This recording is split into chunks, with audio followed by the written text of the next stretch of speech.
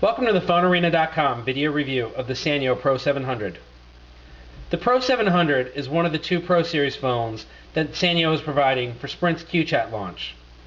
For the first time, CDMA users will be able to use Nextel Direct Connect on all CDMA devices. Last year, Sprint launched hybrid devices, which they call Power Source, which use IDEN for push-to-talk and CDMA for voice and data. With the launch of QChat, the hybrid devices will be going away, and for the first time, IDEN and CDMA push-to-talk users can talk to each other. With its military specifications, the Pro 700 will fit right in with the current IDEN lineup.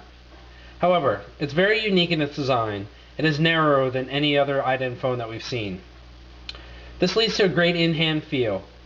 The phone is a bit thick, about 20 millimeters, but it's very narrow, which gives it a great feel when you're holding it. It's also a good weight, and we really think Sanyo's done a great job with the quality of the device. As you can see, the front has milled aluminum. It also has 4 rivets that are holding it on. However, we're not quite sure if those are real or not. The display, as you can see, is nice and readable. You can put this in direct sunlight and have no problems reading it whatsoever, which is a very important thing for a work phone. Down at the bottom you see the large speaker for the speakerphone. At the top here is actually the microphone when used with the speakerphone.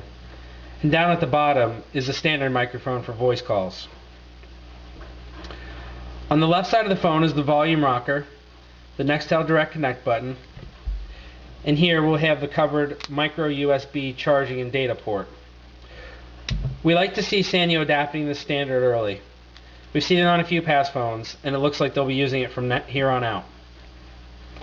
On the right side of the phone, you have a covered 2.5mm headphone jack. There we go. This button right here toggles the speakerphone, and this button with the stop logo on it indicates that it's a side N key. The back of the phone is very simple. You'll find the Nextel Direct Connect sticker, which actually points to the Direct Connect button. We find it odd that this is a sticker as opposed to actually printed on the door, and it's one of the few cheap moves in an otherwise very solid phone. At the top you can see the 2 recesses, and screws are in there. This left recess also doubles as a lanyard loop. Down at the bottom we have a sliding lock to hold the back door in place. If we unlock it, the back door simply comes off and we find the battery.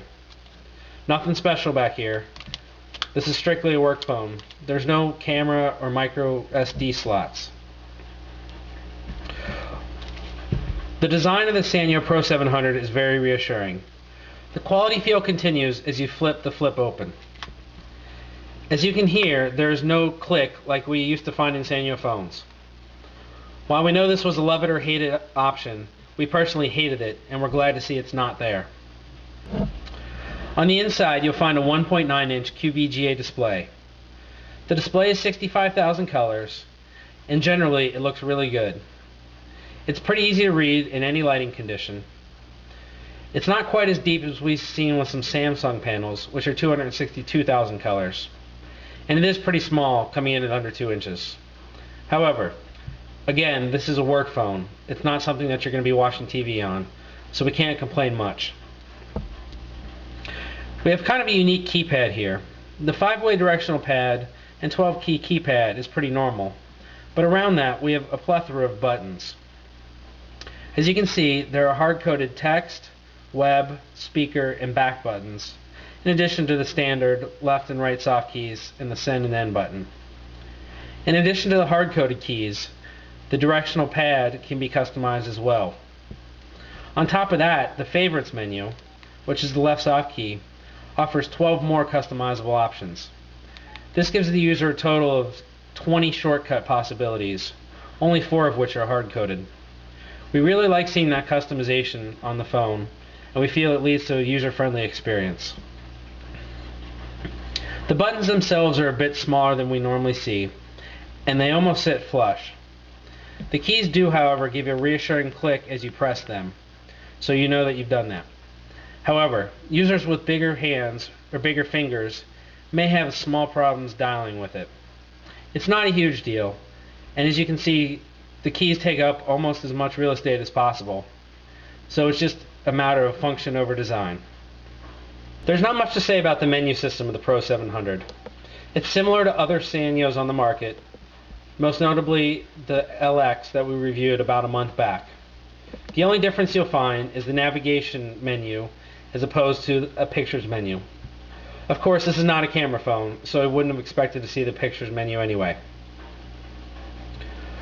One odd thing about the Pro 700 and all of the 4Q chat phones launching on the 15th is that they do not support Sprint TV or the Sprint Music Store. This makes them the first EVDO phones to not have these options.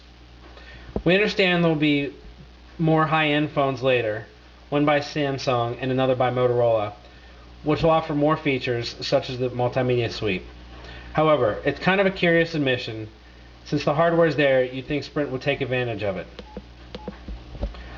Our only complaint about Sanyo's menu system is the settings menu.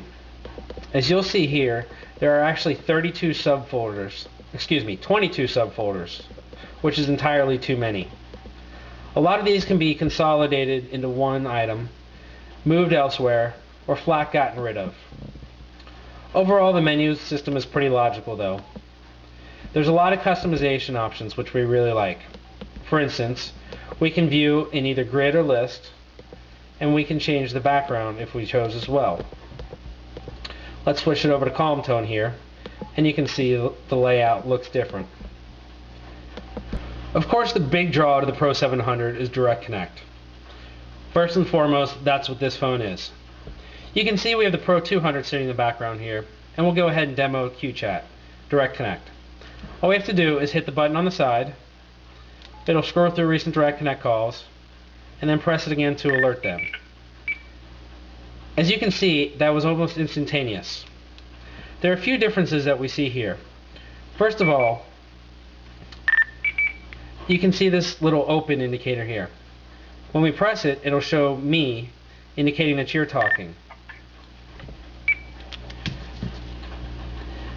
When the other party's talking, it'll show the phone or that contact name. Another nice thing is the little LED indicator down at the bottom. Right now it's green because the airwave is open. When we're using it, it turns the red. It's not a huge deal, but some of the nice small little details that you'll see. We'll see on the Pro 200 here that we have a missed Direct Connect call. That's also a new feature for CDMA Direct Connect phones. In the past, if someone alerted you on an IDEN unit and you didn't receive the alert, you would never know. Overall, we're very impressed with the speed. Again, it's almost immediate. It's no slower than Nextel phones of past, and we didn't notice any differences when direct connecting a Nextel or a Sprint user. The one issue we did have, however, is that there were times when the phone could not access the network. Obviously right here we're in an area where we can use it. However, a lot of the times one of the phones will not be able to access it while the other will. The push-to-talk performance is outstanding, just as good as it is on the Nextel network. The issues about not being able to access the network hopefully will be addressed by the time the phones launch. But as any Nextel user knows, there are plenty of times where they can't access the network either. Still, that's not an excuse, and Sprint needs to fix that hole ASAP. It should also be noted that push-to-talk only works on the EVDO Revision A network. The phone will often work without the Direct Connect working, and that's why Sprint's launching initially in 46 markets that most closely mirror EVDO Revision A and IDEN networks. You can use the phone anywhere in the country that has Revision A access. However, it will only be sold in those certain markets. Still, the Revision A network is growing all the time. It currently covers over 220 million people, and it's not much different from the IDEN network. We think IDEN users will really like the push-to-talk service over the Sprint network and the Sanyo Pro 700 in general.